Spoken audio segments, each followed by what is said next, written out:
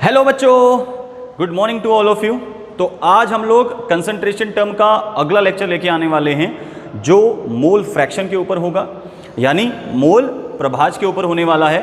तो इस लेक्चर के अंदर हम लोग सबसे पहले इसका बेसिक्स तैयार करेंगे और फिर उसके बाद इसके न्यूमेरिकल्स की बात करेंगे। तो चलिए शुरू करते हैं आज का अपना लेक्चर।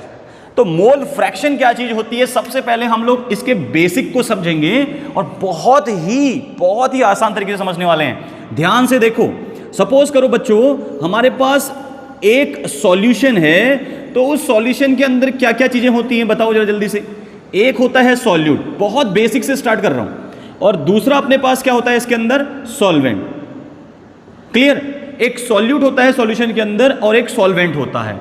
तो अगर मुझे सॉल्यूट का वेट दिया हो या मास दिया हो, मास ऑफ सॉल्यूट दिया हो, ठीक है, और मास ऑफ सॉल्वेंट भी दिया हो, मास ऑफ सॉल्यूट भी दिया हो, मास ऑफ सॉल्वेंट भी दिया हो, ठीक है। सपोज करो सॉल्यूट आपको NaOH दिया है, तो आपको इसका मोलर मास भी पता होगा, ठीक है। तो आपको इसका क्या पता होगा, मोलर मास। बच्चों बोलो पता होगा कि नहीं होगा। अगर सॉल्वेंट आपको H2O दिया है तो आपको इसका भी मोलर मास पता होगा।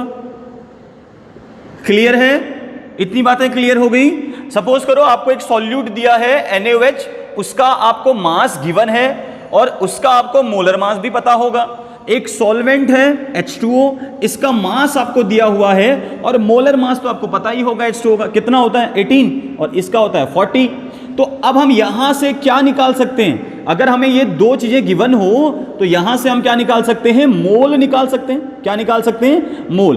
तो मोल को मैं ऐसे रिप्रेजेंट करते हैं हम लोग, NaOH, यानी कि मोल ऑफ सॉल्यूट लिख सकते हैं। चलो मोल ऑफ सॉल्यूट लिख देते हैं। सो N सॉल्यूट इज इक्वल क्या होगा, WB/MB।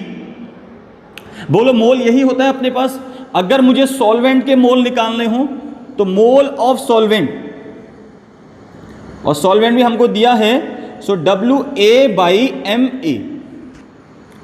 क्लियर हो गई बच्चों इतनी बात। तो मोल हम लोग निकालना जानते हैं, बहुत अच्छे से पढ़ चुके हैं। तो ऐसे हम लोग मोल निकालेंगे। हमको मास ऑफ सॉल्यूट गिवन होगा, उसका मोलर मास हम लोग फाइंड आउट कर लेंगे क्योंकि अपने को सॉल्यूट का नाम पता होगा। मास ऑफ सॉल्वेंट अपने को दिया होगा, मोलर मास ऑफ सॉल्वेंट हम लोग निकाल सकते हैं। तो मोल्स कैलकुलेट कर सकते हैं आराम से। तो आगे आने वाले पॉइंट्स में मैं डायरेक्ट मोल टर्म लिखूंगा तो आप लोग कंफ्यूज नहीं करेंगे क्योंकि मोल हम लोग निकालना जानते हैं। अब सपोज करो हमारे पास एक सॉल्वेंट है, अपने पास एक सॉल्वेंट है सपोज H2O, और इस सॉल्वेंट के अंदर हमने ऐड कर दिया कोई एक सॉल्यूट NaOH। बात क्लियर हो रही है? हाँ, हमने एक सॉल्वेंट लिया बच्चों, पानी, तो पानी में क्या डाल दिया, NaOH, सोडियम हाइड्रोक्साइड डाल दिया। तो अब बताओ इस सॉल्वेंट में मोल कैसे निकालोगे, N सॉल्वेंट, इसके मोल क्या हो जाएंगे, N सॉल्वेंट, और इसके मोल निकालने हो तो क्या निकालेंगे, N सॉल्यूट। अब मैं सॉल्यूट का नाम नहीं लिख रहा हूं ना, सॉल्वेंट का नाम लिख रहा हूं, तो आपको ऐसे ही लिख देना है, ठीक है। चलिए, तो यहां पर सॉल्यूट हो गया, सॉल्यूट के मोल, मोल ऑफ सॉल्यूट, सॉल्वेंट के मोल, मोल ऑफ सॉल्वेंट, यानी N सॉल्यूट और N सॉल्वेंट। बोलो यहां तक की बात समझ में आई कि नहीं, हाँ कि ना, यस, डन, ओके। चलो आगे देखो। अभी अगर मुझे यहां से मोल फ्रैक्शन निकालने हो, सपोज करो मुझे सॉल्यूट का मोल फ्रैक्शन निकालना है, तो मैं क्या लिखूंगा, मोल फ्रैक्शन ऑफ सॉल्यूट। सो मुझे मोल फ्रैक्शन ऑफ सॉल्यूट निकालना है, यानी कि सॉल्यूट का मोल प्रभास निकालना है। अब एक बात याद रखेंगे, मोल फ्रैक्शन को हम लोग काई से डिनोट करते हैं। कुछ लोग इसको चाई बोलते हैं, कुछ लोग इसको काई बोलते हैं, ठीक है। कुछ लोग चाई पढ़ते हैं, कुछ लोग काई पढ़ते हैं, कुछ लोग इसको क्या बोलते हैं, जीटा भी बोलते हैं, कुछ लोग इसको एक्स पढ़ते हैं। तो कैसे भी आप इसको जाने, बट ये याद रखें ये एक्स से थोड़ा सा अलग होता है। एक्स अपने पास इस तरीके से हम लोग लिखते हैं, तो इसको थोड़ा सा हम लोगों ने इस तरीके से चेंज कर देना है शेप। क्लियर हो रहा है? चलो आगे बढ़े। तो मोल फ्रैक्शन ऑफ सॉल्यूट डिनोट कैसे करोगे, इस तरीके से। So this is called the mole fraction of solute. अब मोल फ्रैक्शन कैसे निकालोगे, मोल फ्रैक्शन बच्चों बेसिकली एक रेशियो होता है, जिसका भी मोल फ्रैक्शन निकालना होता है उसके मोल्स और टोटल कंपोनेंट्स के मोल्स के ऊपर। क्लियर? अच्छा, किसके मोल निकालने हैं? सॉल्यूट के। तो जिसके मोल निकालने हैं उसके मोल को क्या रख दो? ऊपर रखो। और टोटल मोल्स का मतलब जो सॉल्यूशंस के अंदर प्रेजेंट है। तो सॉल्यूशन के अंदर क्या क्या होगा? देखो, इन दोनों को मिलाने पे सॉल्यूशन बनेगा, तो सॉल्यूट भी होगा उसके अंदर, सॉल्वेंट भी होगा। It means mole of solute plus mole of solvent. तो क्या लिखेंगे नीचे? Mole of solute plus mole of solvent. तो अभी इसकी डेफिनेशन लिखाएंगे हम लोग, पहले इसके फॉर्मूले को तैयार कर लेते हैं, बेस तैयार कर लेते हैं बच्चों इसका। ठीक है, मोल ऑफ सॉल्वेंट। बोलो, क्लियर है बात? जिसका भी मोल फ्रैक्शन निकालना हो उसके मोल्स को ऊपर रखें, टोटल मोल्स को नीचे रखें। तो एक रेशियो है, the ratio in between mole of one component and the total moles of the component which are present in the solution. किसी एक सॉल्यूट के मोल ले लिए या फिर किसी भी एक कंपोनेंट्स का मोल और टोटल कंपोनेंट्स के मोल के बीच जो रेशियो होता है, this is called the mole fraction. अच्छा, अगर अपने को निकालना हो क्या निकालना हो? मोल फ्रैक्शन ऑफ सॉल्वेंट। तो कैसे निकालोगे? देखो, जिसका मोल फ्रैक्शन निकालना हो उसके मोल को ऊपर रखो, तो mole of solvent divided by mole of solute plus mole of solvent. ठीक है, नीचे सम रहेगा दोनों का, ऊपर जिसका मोल फ्रैक्शन निकालना हो वो रख देंगे। तो this is mole fraction of solvent. Clear? अब mole fraction of solvent and solute, it means mole fraction of solute plus mole fraction of solvent, this is equal 1। It means दोनों का सम 1 होता है।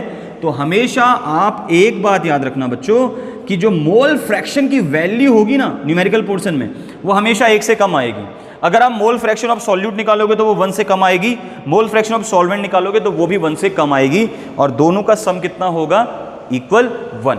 इट मीन्स कि अगर आप एक को फाइंड आउट कर लेते हो तो दूसरे को 1 से माइनस कर दो, तो यहां से भी आप आराम से वैल्यूज को फाइंड आउट कर सकते हैं। तो समझ में आया कैसे हम लोग यहां से मोल फ्रैक्शन फाइंड आउट करने वाले हैं? क्लियर? किसी भी सॉल्यूट या फिर किसी भी सॉल्वेंट का। चलिए अब इसकी डेफिनेशन लिखो। क्या लिखेंगे? The ratio of the mole of one component to the total moles of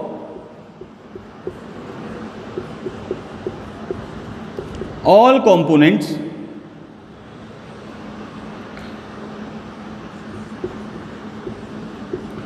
present in solution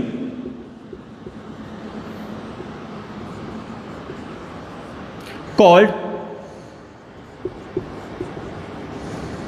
mole fraction of that component। बोलो कितना सिंपल है। किसी भी कंपोनेंट का मोल फ्रैक्शन क्या होता है बच्चों? द रेशियो, स्पेलिंग से इसे लिखना, ठीक है, the ratio of the mole of one component, यानी कि एक कंपोनेंट्स के mole to the total moles of all components present in the solution. और जितने सॉल्यूशंस के अंदर कंपोनेंट्स प्रेजेंट होंगे उनके मोल्स के बीच जो एक रेशियो होता है, that is known as mole fraction. कितनी सिंपल सी बात कह दी, ठीक है। किसी विलियन में या किसी एक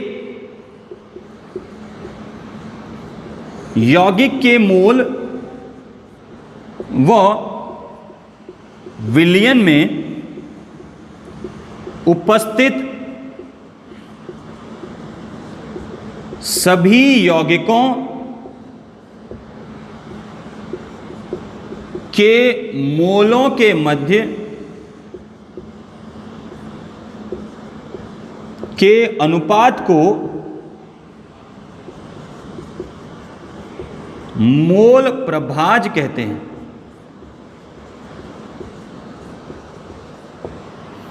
क्लियर हो गई बात किसी एक यौगिक के मोल व विलयन में उपस्थित सभी यौगिकों के मोलों के मध्य के अनुपात को हम लोग क्या बोल देते हैं? Mole fraction. कितना सिंपल है बच्चों, कितना सिंपल है, बहुत सिंपल पॉइंट।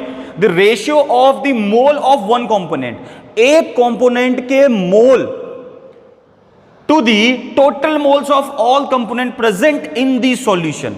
किसी सॉल्यूशंस के अंदर टोटल नंबर ऑफ मोल्स। अच्छा, सॉल्यूशंस के अंदर क्या क्या होता है? सॉल्यूट और सॉल्वेंट।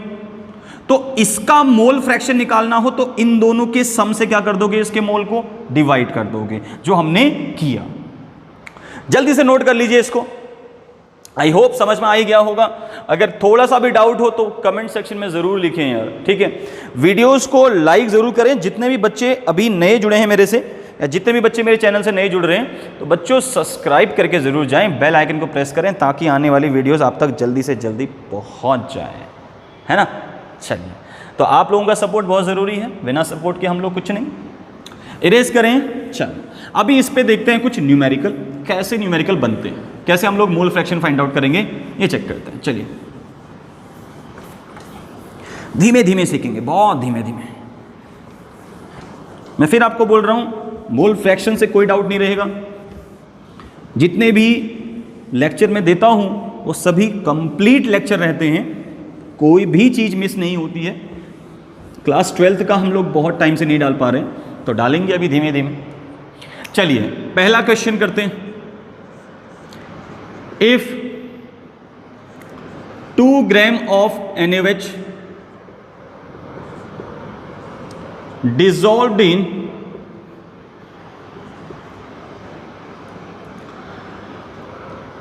10 मत लो, ज्यादा ले लो, 80 gram of solvent, then find out the mole fraction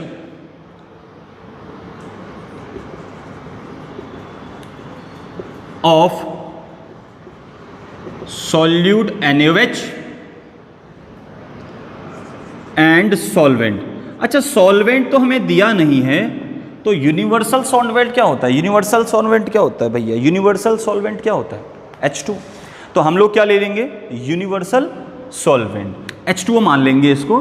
तो क्या बोल रहा है? 2 ग्राम NaOH को यदि हम 80 ग्राम सॉल्वेंट में क्या करें, यानी कि 80 ग्राम विलायक में घोल दें, मिला दें, मिक्स कर दें, तो एक सॉल्यूशन बनेगा उससे, और उस सॉल्यूशंस में मोल फ्रैक्शन फाइंड आउट करना है सॉल्यूट एंड सॉल्वेंट का। तो सॉल्वेंट हम लोग ले लेंगे H2O, यूनिवर्सल होता है, तो इसी को हम लोग फाइंड आउट कर लेंगे, इसी से फाइंड आउट कर लेंगे। चलिए, तो सबसे पहले हम लोग मोल फ्रैक्शन को कैलकुलेट करने के लिए, मोल फ्रैक्शन को कैलकुलेट करने के लिए मोल्स फाइंड आउट करते हैं। तो सबसे पहले NaOH के मोल निकालोगे, तो मोल ऑफ NaOH क्या हो जाएगा? Is equal weight of NaOH कितना? 2 gram, divided by molar mass of NaOH कितना होता है बच्चों? 40। कितना होता है? 40। तो बोलो कितना आएगा अपने पास? This is equal 1/20। It means 1/20 का मतलब हो गया 0.05 मोल। क्लियर? अच्छा, अब निकालेंगे NH2O। इट मीन्स की मोल ऑफ H2O। ठीक है, सॉल्वेंट क्या है? H2O। तो सॉल्वेंट के मोल निकालोगे, मोल फ्रैक्शन फाइंड आउट करने के लिए मोल जरूरी चाहिए अपने को, तो मोल निकालना बहुत जरूरी है, बहुत जरूरी है। ठीक है, तो इसके मोल निकालो। कितना दिया है? वेट 80 ग्राम और डिवाइडेड बाई 18। तो डिवाइड कर लो यार जल्दी से, इसको छोटा कर लो पहले, 40, इसको कर लो 9, तो अब काट लो। 9 9 9 9 4 जा 36, कितना बचा? 4 पॉइंट लगा, 9 4 जा 36, तो 0.05 मोल एंड 4.4 मोल्स। ये मोल्स आ गए इसके अपने पास। ठीक है, अभी हम लोग निकाल सकते हैं मोल फ्रैक्शन। अभी हम लोग क्या निकाल सकते हैं? मोल फ्रैक्शन फाइंड आउट कर सकते हैं। तो देखो कैसे निकालेंगे, फाइंड आउट कैसे करेंगे। चलिए, अभी निकालते हैं मोल फ्रैक्शन। बहुत आसान है, देखो। सो मोल फ्रैक्शन ऑफ NaOH कैसे निकालोगे बच्चों? मोल ऑफ NaOH, उसके मोल्स को ऊपर रखो, टोटल मोल्स को डिवाइड कर दो, प्लस मोल ऑफ H2। बोलो क्लियर है यहां तक? अच्छा, मोल ऑफ NaOH कितना आया? देखो 0.05 divided by mole of NaOH फिर से 0.05 प्लस और कितना है 4.4। सो ये जो आपका आंसर आने वाला है ना, ये जो आंसर आएगा this is called the mole fraction of NaOH, mole fraction of NaOH। अब इसको खुद कैलकुलेट कर लेना आप लोग, ठीक है। तो बहुत आसान सा यहाँ पर है कैलकुलेशन, तो आपको आता ही है। तो मोल ऑफ NaOH जो आएगा वो दिस इज, ये आपका कैलकुलेट करेंगे, क्लियर। तो यहाँ पे जो भी वैल्यू आएगी वो यूनिट लेस होगी, जो वैल्यू आएगी वो क्या हो जाएगी, यूनिट लेस, यानी कि इसकी कोई भी यूनिट नहीं होगी। मोल फ्रैक्शन की कोई यूनिट नहीं होती है। अगर आपसे कोई पूछे क्यों नहीं होती है, क्योंकि यहाँ पर हम लोग किसकी बात करते हैं, रेशियो की बात करते हैं। किसकी बात करते हैं, रेशियो की बात करते हैं, क्लियर। अब जो भी आपकी यहाँ पे वैल्यू आएगी आप क्या करोगे, मोल fraction of NaOH plus mole fraction of H2O is equal 1। तो जो भी आपकी इसकी वैल्यू आएगी उसको क्या करोगे, 1 से माइनस, तो मोल फ्रैक्शन ऑफ H2O निकल जाएगा, is equal 1 minus mole fraction of NaOH। तो जो भी आपकी NaOH की वैल्यू आएगी उसको आप 1 से माइनस करोगे तो निकल जाएगा मोल फ्रैक्शन ऑफ H2O। तो निकाल सकते हैं आराम से, कोई दिक्कत नो सर। चलिए, बहुत ही खूबसूरत सा सवाल है। और एक सवाल कभी कभी इस तरीके से भी पूछता है, देखो परसेंटेज में दे देता है और आइडेंटिफाई करना पड़ता है कि सॉल्वेंट कितना, सॉल्यूट कितना। तो चलिए देखते हैं। चलो नेक्स्ट सेकंड क्वेश्चन देखो बच्चों, क्वेश्चन नंबर सेकंड देखो जरा ध्यान से। 30%, चलो ग्लूकोज ले लेते हैं, 30% glucose dissolved in a solvent, फिर से सॉल्वेंट नहीं दिया है तो क्या मान लोगे, H2O मान लोगे, ठीक है।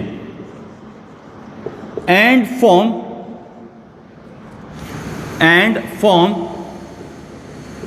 A solution, find out the mole fraction of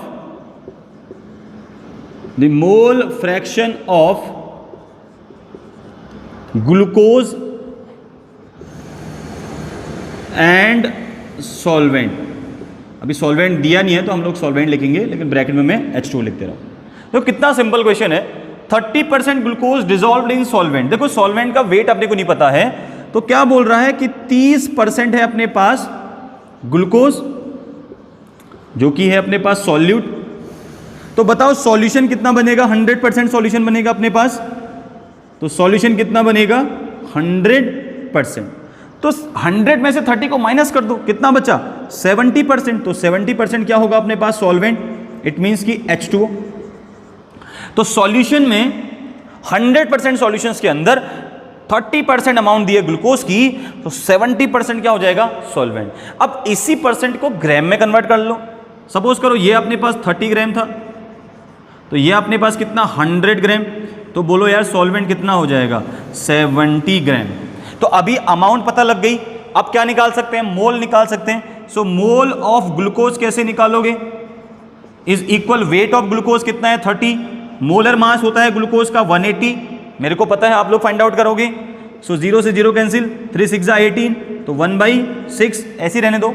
अब क्या निकालना है, मोल ऑफ निकालोगे, मोल ऑफ H2O कितना दिया हुआ है, H2O का मास 70 डिवाइडेड बाई 80, तो थोड़ा इसको हाफ कर लो, 35/9। चलो छोड़ दो ऐसी, अब तो कट नहीं सकता ना, ठीक है। चलिए अब क्या निकालोगे, मोल फ्रैक्शन ऑफ ग्लूकोज निकाल लो। मोल फ्रैक्शन ऑफ ग्लूकोज कैसे निकालोगे, mole of glucose divided by mole of glucose plus mole of H2O निकाल सकते हैं। सो वैल्यूज रख दो, ठीक है। इसकी जगह पर एन ग्लूकोज की जगह पर क्या रखोगे, 1/6, और नीचे रखोगे 1/6 प्लस 35 प्लस 9। सो यहां से आराम से आप लोग मोल फ्रैक्शन ऑफ ग्लूकोज निकाल सकते हो। सो कैलकुलेशन आपको करनी पड़ेगी, क्लियर है। और यूनिट लेस होगा क्योंकि यहां पे रेशियो की बात हो रही है। तो बहुत ही सिंपल सा टॉपिक था मोल फ्रैक्शन, आप लोग आराम से यहां से फाइंड आउट कर सकते हैं।